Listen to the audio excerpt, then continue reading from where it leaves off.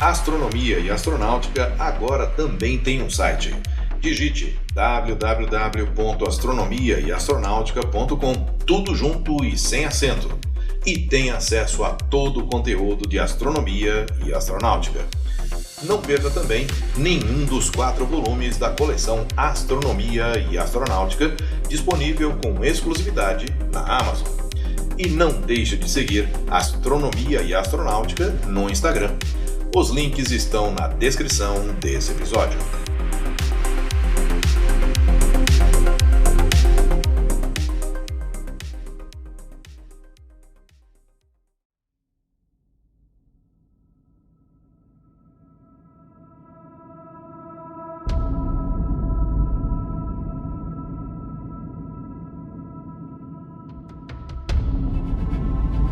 Único cometa de curto período que é regularmente visível a olho nu da Terra e o único a aparecer nos céus 2 vezes durante uma só geração humana. Ele é o cometa Halley. Olá, eu sou Floresberto, apresentador do podcast Astronomia e Astronáutica, e vou levar você nessa viagem.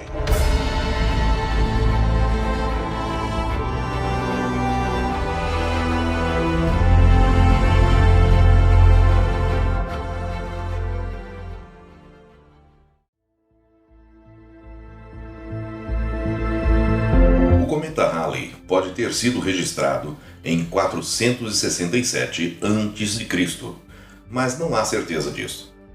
Um cometa foi registrado entre 468 e 466 a.C., e a data, o local, duração e a chuva de meteoros associada indicam que se tratava do cometa Halley.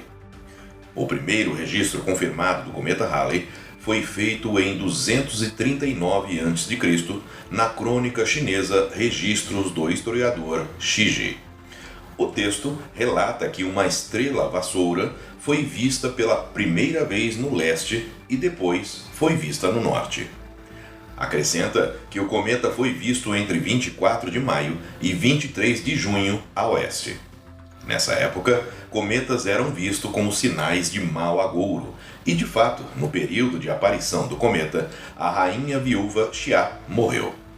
Segundo cálculos feitos posteriormente, em 1910, o cometa provavelmente atingiu o periélio nessa passagem em 15 de maio.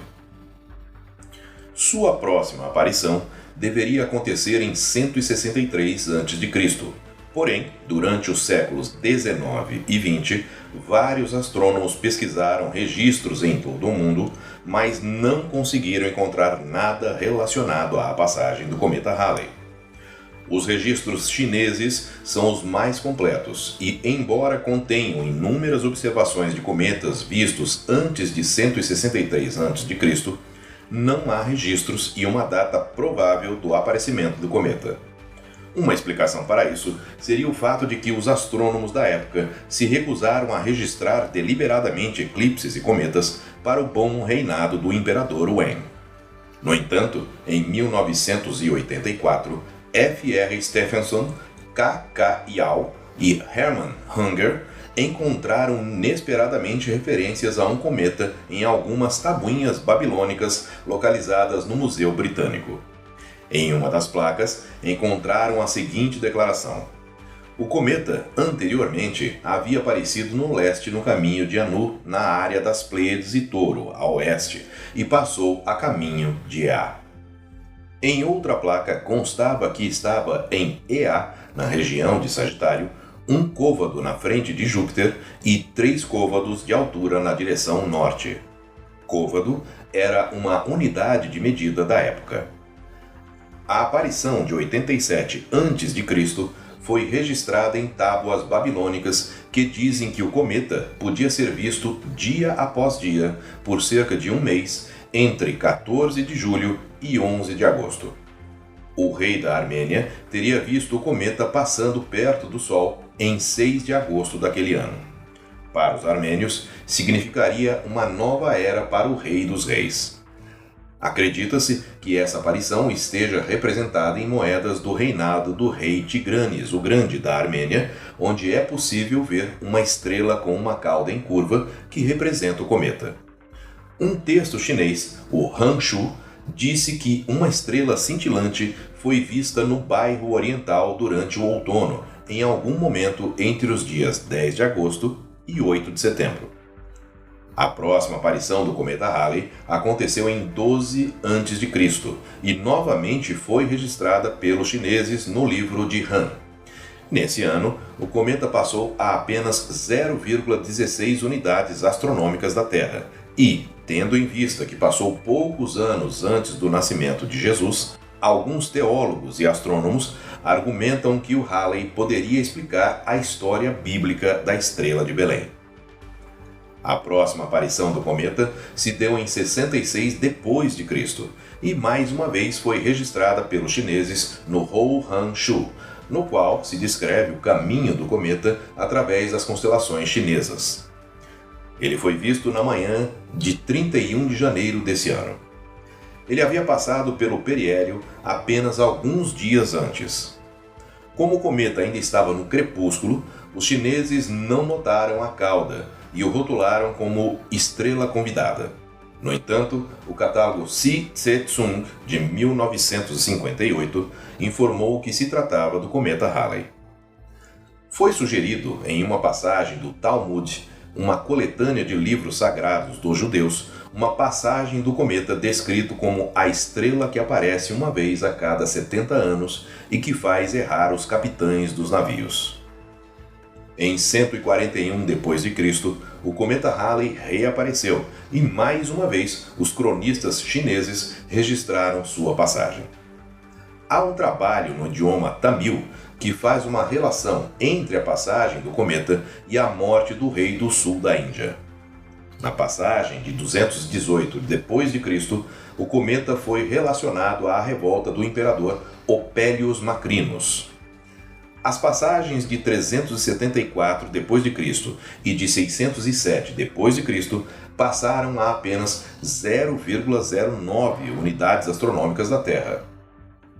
Em 684, a passagem do Halley foi registrada na Europa em uma das fontes utilizadas para compilar as crônicas de Nuremberg.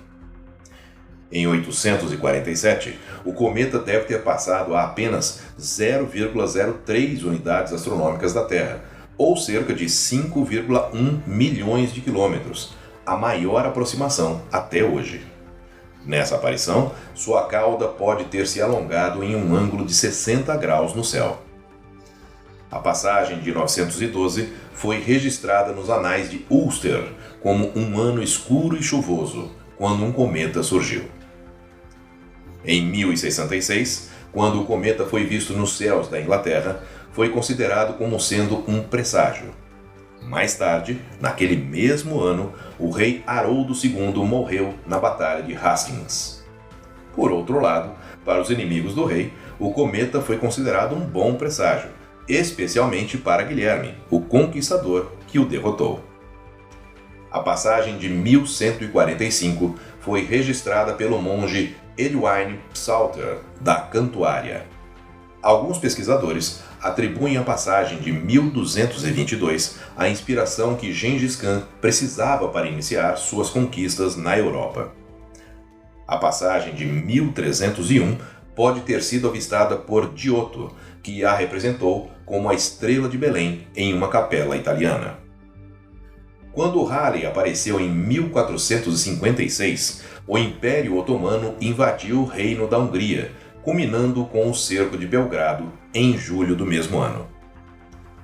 Os periódicos retornos do Halley foram objetos de investigação científica a partir do século XVI. As três passagens, de 1531 a 1682, foram registradas por Edmond Halley. Ele foi o primeiro astrônomo a teorizar que os cometas seriam objetos periódicos e previu que no ano de 1758 um cometa cruzaria o sistema solar. Devido a essa previsão, em sua homenagem, o cometa passou a ser chamado Cometa Halley. Correntes de vapor foram observadas durante a passagem de 1835, registrada por outro astrônomo, Friedrich Wilhelm Bessel, que sugeriu que os jatos de material em evaporação poderiam alterar a órbita do cometa. Em 1910, o cometa se tornou um objeto visível a olho nu por volta de 10 de abril e chegou ao periélio em 20 de abril. Ele foi notável por várias razões. Foi a primeira aproximação na qual existem fotografias e a primeira onde dados de espectroscopia foram obtidos. Além disso, o cometa chegou a uma distância relativamente próxima, de 0,15 unidades astronômicas, proporcionando uma visão espetacular. De fato, em 19 de maio, a Terra passou pela cauda do cometa. Uma das substâncias descobertas na cauda pela análise espectroscópica foi o gás tóxico cianogênio, que levou o astrônomo Camille Flammarion a afirmar que, quando a Terra passasse pela cauda, o gás impregnaria a atmosfera e possivelmente acabaria com toda a vida do planeta. Seu pronunciamento levou muitas pessoas em pânico à compra de máscaras de gás e duvidosas pílulas anticometas e guarda-chuvas anticometa. Na realidade, como outros astrônomos foram rápidos em apontar, o gás é tão difuso que o mundo não sofreu efeitos negativos da passagem pela cauda. Ainda como prenúncio de calamidades como guerras, mortes e pestilências, a passagem do cometa aumentou a agitação na China às vésperas da Revolução Xinhai, que findaria a última dinastia no ano seguinte à aparição do cometa. O escritor e satirista americano Mark Twain nasceu em 30 de novembro de 1835, exatamente 2 semanas após o periélio do cometa. Em sua autobiografia, publicada em 1909, ele disse: "Eu vim com o cometa Halley em 1835. Ele está chegando novamente no próximo ano e espero ir com ele. Será a maior decepção da minha vida se eu não for embora com o cometa Halley." O Todo-Poderoso disse sem dúvida: "Agora aqui estão essas 2 estranhas aberrações. Eles vieram juntos, eles devem sair juntos." Twain morreu em 12 de abril de 1910, no dia seguinte ao periélio do cometa. O filme de fantasia de 1985, As Aventuras de Mark Twain, foi inspirado por essa citação. A aparição de Halley em 1986 foi a menos favorável já registrada. O cometa e a Terra estavam em lados opostos do Sol em fevereiro de 1986, criando as piores circunstâncias para os observadores da Terra nos últimos 2000 anos. A máxima aproximação do Halley foi de 0,42 unidades astronômicas, ou 63 milhões de quilômetros. Com o aumento da poluição luminosa da urbanização, muitas pessoas nem conseguiram ver o cometa. Foi possível observá-lo em áreas fora das cidades com a ajuda de binóculos. O cometa alcançou seu maior brilho quando era quase invisível no hemisfério norte em março e abril de 1986. Apesar disso, a aparição de 1986 deu aos cientistas a oportunidade de estudar de perto o cometa e várias sondas foram lançadas para isso. O Vega 1 soviético começou a enviar imagens de Halley em 4 de março de 1986 e o primeiro de seu núcleo, e fez o seu sobrevoo em 6 de março, seguido pelo Vega 2, que fez o sobrevoo em 9 de março. Em 14 de março, a sonda espacial Giotto, lançada pela Agência Espacial Europeia, fez a passagem mais próxima do núcleo do cometa. Houve também 2 sondas japonesas, Suisei e Sakigake.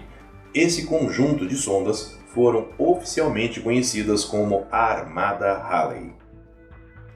O cometa atingirá o afélio, ou seja, o ponto mais distante do Sol, em 9 de dezembro de 2023, quando estará a uma distância de 35,1 unidades astronômicas, ou 5,3 bilhões de quilômetros. O cometa deu origem, em suas passagens, às chuvas de meteoros Eta Aquáridas, a uma taxa de 20 meteoros por hora para observadores do hemisfério norte e 50 meteoros por hora para os do hemisfério sul, entre os dias 4 e 5 de maio. Outra chuva associada ao cometa é a Oriônidas, que produzem uma taxa de 20 meteoros por hora entre 20 e 21 de outubro. O próximo periélio do cometa Halley será em 28 de julho de 2061, quando estará mais bem posicionado para observação que durante a aparição de 1985 e 1986, pois estará do mesmo lado da Terra em relação ao Sol. Espera-se que tenha uma magnitude aparente de menos 0,3 em comparação com apenas 2,1 na aparição de 1986. Eu sou Florisberto, produzi e apresentei esse podcast Astronomia e Astronáutica. Até a próxima viagem.